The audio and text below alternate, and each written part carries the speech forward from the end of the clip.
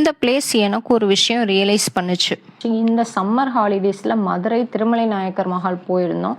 உண்மையாக சொல்லணுன்னா அது ஒரு நார்மல் அவுட்டிங் மாதிரி தான் ஆரம்பிச்சுது. ஃபோட்டோஸ் எடுக்கலாம், ரீல்ஸ் போடலாம், அவ்வளோதான் நினச்சேன். ஆனால் அங்கே உள்ளே போனதுக்கப்புறம் ஏதோ ஒரு பர்சனலாக ஒரு ஃபீலிங் வந்துச்சு. அந்த சின்ன வயசில் ஃபேமிலியோடு வந்ததெல்லாம் ஞாபகம் வந்துச்சு. அப்போ இந்த பில்லர்ஸை பார்த்துட்டு எவ்வளோ பெருசாக இருக்குது வா அப்படின்னு மட்டும்தான் நான் நினச்சிருக்கேன்.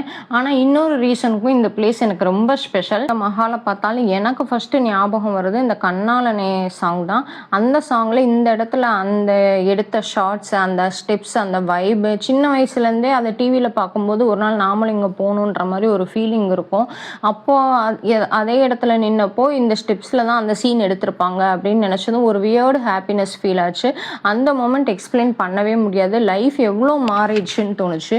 நம்ம வளர்கிறோம், பீப்புள்ஸ் சேஞ்ச் ஆகுறாங்க, டைம் மூடிட்டே இருக்கு. ஆனால் சில இடங்கள் மட்டும் அதே ஃபீலிங்ஸை சேஃபாக வச்சுருக்கோம். அந்த சைலன்ஸ், அந்த ஆர்கிடெக்சர், அங்கே நின்னா ஒரு காம்னஸ் ஃபீல் ஆகும். அப்போ தான் ஒரு விஷயம் ரியலைஸ் பண்ணேன். பீப்புள் பிளேஸை ஞாபகம் வச்சுக்க மாட்டாங்க, அங்கே ஃபீல் பண்ணது தான் ஞாபகம் வச்சுப்பாங்க. அதுதான் இப்போ கான்டென்ட்டுக்கும் மிஸ்ஸிங்.